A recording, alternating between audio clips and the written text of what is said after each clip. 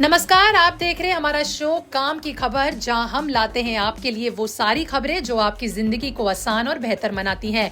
मैं हूं आपकी होस्ट और दोस्त तनीषा और आज की काम की खबर आपके रिटायरमेंट और भविष्य की प्लानिंग को सीधा सीधा असर करने वाली है। तो अगर आप सरकारी नौकरी में हैं, प्राइवेट सेक्टर में हैं या फिर छोटे मोटे बिजनेस वाले हैं तो ये खबर आपके लिए गेम चेंजर साबित हो सकती है। तो चलिए शुरू करते हैं। दरअसल pension fund regulatory and development authority PFRDA ने NPS और UPS यानी यूनिफाइड पेंशन स्कीम और अटल पेंशन स्कीम यानी APY और NPS लाइट के लिए नए नियम लागू करने का फैसला किया है, जो 1 अक्टूबर साल 2025 से शुरू हो जाएंगे। तो चलिए बिना देर किए समझते हैं कि क्या है ये नियम और कैसे होंगे ये लागू और आपको इससे क्या फायदा होने वाला है। इसके साथ ही NPS, UPS और APY पेंशन फंड क्या करती है। देखिए, सबसे पहले समझते हैं इन पेंशनों की योजनाओं को विस्तार से।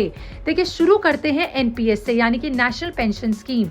ये एक ऐसी स्कीम है जहां आप हर महीने थोड़ा थोड़ा पैसा जमा करते हैं और रिटायरमेंट के समय वो बड़ी रकम बन जाती है। इस योजना में सरकारी और प्राइवेट दोनों सेक्टर के कर्मचारियों के लिए उपलब्ध है।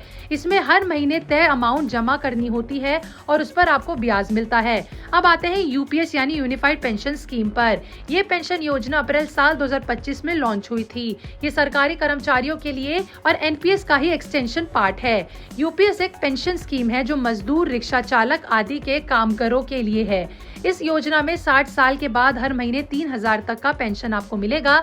इसके लिए कामगार को 18 से 40 साल की उम्र में रजिस्ट्रेशन करवाना होता है और कुछ अमाउंट पहले ही जमा करवाना होता है। अब बात करते हैं API यानी कि अटल पेंशन योजना की।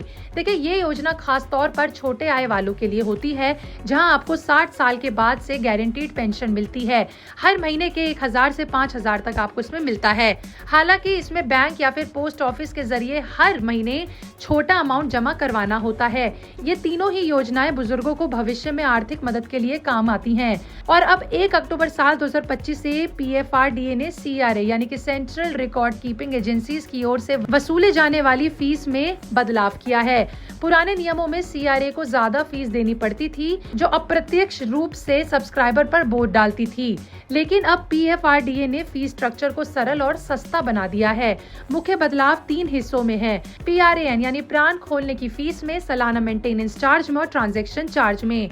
आगे बढ़ने से पहले CRA का मतलब जान लेते हैं। देखिए, CRA यानी कि सेंट्रल रिकॉर्ड कीपिंग एजेंसी एक ऐसी संस्था होती है जो NPS खातों पर पूरा रिकॉर्ड रखती है।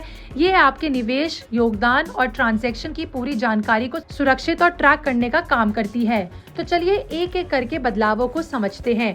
ये नया फीस स्ट्रक्चर 1 अक्टूबर साल 2025 से जो लागू होने वाला है, वो जून साल 2020 में लागू फीस स्ट्रक्चर की जगह लेगा। इस बदलाव के बाद लाखों पेंशनर्स प्रभावित होंगे। आइए जानते हैं अब फीस स्ट्रक्चर के बारे में। NPS और UPS के नए बदलावों की बात करें तो सरकारी कर्मचारियों के लिए अब नया प्राण खोलने पर प्राण किट के लिए सिर्फ 18 रुपए लगेंगे। फिजिकल प्राण कार्ड के लिए 40 रुपए चार्ज होंगे। वही सालाना मेंटेनेंस सिर्फ 100 रुपए में होगी प्रति अकाउंट पर।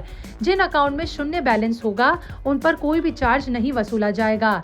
सरकारी कर्मचारियों को प्राण खोलने पर 15 रुपए और सालाना मेंटेनेंस के लिए 15 रुपए का पेमेंट करना होगा। ट्रांजैक्शन पर कोई भी चार्ज नहीं लगेगा। अब UPS के लिए खास बात यह है कि ये चार्ज सिर्फ जमा करने के फेज में लगेंगे। रिटायरमेंट के बाद PFRDA अलग से नियम बनाएगा। NPS और NPS वत्सल्य योजना के तहत अकाउंट खोलने वालों के लिए भी फीस स्ट्रक्चर में बदलाव हुआ है। इन अकाउंट पर प्राण खोलने पर प्राण टिकट के लिए 18 रुपए और फिजिकल प्राण कार्ड के लिए 40 रुपए का चार्ज देना होता है। यहाँ भी ट्रांजैक्शन चार्ज 0 होगा। हालांकि सालाना मेंटेनेंस चार्ज कस्टमर के टियर 1 अकाउंट के बचे पैसों के आधार पर इस प्रकार से तय किया जाता है। अगर बैलेंस 1 लाख रुपए तक का है तो 0 चार्ज लगेगा। 1 लाख से 2 लाख रुपए के बीच राशि पर 100 रुपए तक चार्ज लगेगा। 2 लाख से 10 लाख रुपए के बीच राशि के लिए 150 रुपए तक चार्ज लगेगा। 10 से 25 लाख के बीच राशि के लिए 300 रुपए तक चार्ज लगेगा। 25 से 50 लाख के बीच राशि के लिए 400 रुपए तक चार्ज लगेगा और 50 से ऊपर की राशि पर 500 रुपए तक चार्ज लगेगा। PFRDA ने कहा है कि ये दरें ऊपरी सीमा है, यानी CRA इससे ज्यादा शुल्क नहीं ले सकती। हालांकि क्रेडिट रेटिंग एजेंसियों को कम या फिर बातचीत के जरिए शुल्क लेने की अनुमति है। हालांकि ये ठीक पहले वाले स्लैब की ऊपरी सीमा से कम ना हो। अब APY के सब्सक्राइबर और NPS लाइट की बात करें तो इसमें भी फीस स्ट्रक्चर को आसान बनाया गया है। अब इन अकाउंट्स पर PRAN, ओपनिंग चार्ज और एनुअल मेंटेनेंस चार्ज दोनों 15 रुपए होगा, जबकि ट्रांजैक्शन चार्ज 0 होगा।